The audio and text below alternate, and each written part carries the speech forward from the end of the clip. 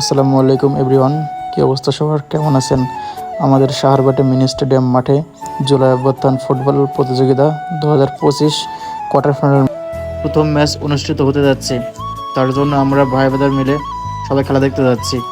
আজ এই মাঠে অনেক বহিরাগত প্লেয়ারও থাকবে। এমন টুর্নামেন্ট প্রতি বছরই হয়ে থাকে এই মাঠে।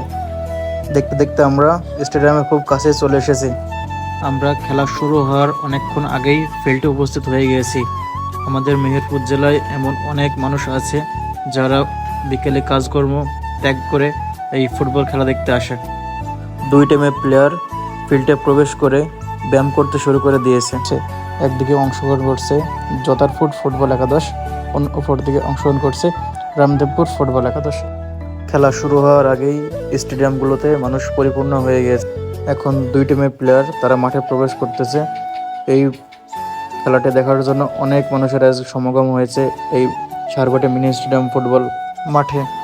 আপনারা যারা ফুটবল প্রেমী আছেন অবশ্যই সাহারবাটি মিনি স্টেডিয়াম মাঠে চলে আসবেন। এইখানে এখন কোয়ার্টার ফাইনাল ম্যাচ চলতেছে, কিছুদিন পর আবার সেমিফাইনাল বা ফাইনাল ম্যাচ অনুষ্ঠিত হবে। এর মধ্যেই খেলাটি শুরু হয়ে গেছে। ঝিনাইদহের অনেক ভালো ভালো প্লেয়ার আমাদের এই মাঠে আজ খেলতেছে। খেলা দেখতে দেখতে একটু পরেই দেখছি অ্যাটাক শুরু হয়ে গেছে। জোতারপুর ফুটবল একাদশে অনেক দামি দামি প্লেয়াররা আজকে এই মাঠে এসেছিল, অনেক ভালো খেলেছে, বাট ব্যাড লাকের জন্য তারা এই ম্যাচটা আজ হেরে গেছে। জোতারপুরের অনেক মানুষ আজকে এই মাঠে এসেছিল তাদের এই টিমকে সাপোর্ট করার জন্য। তারা অনেক আনন্দ করেছে।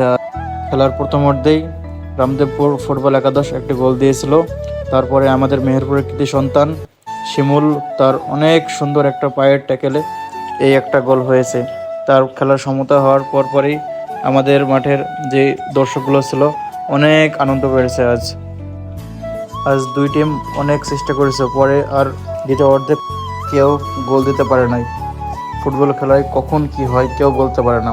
রামদেবপুর ফুটবল প্লেয়াররা অনেক চেষ্টা করেছিল একটা গোল দেওয়ার, তারা একটা ফ্রি কিক লাভ করলো, বাট এই ফ্রি কিক থেকেও তারা কোনো কাজ করতে পারলো। খেলাটায় অনেক মানুষ আশা ছিল যে আজকে জোতারপুর জিতবে, কিন্তু শেষ পর্যন্ত তারা হেরে গেছে। দ্বিতীয় খেলা শেষ হওয়ার পরেই টাইব্রেকার শুরু হয়।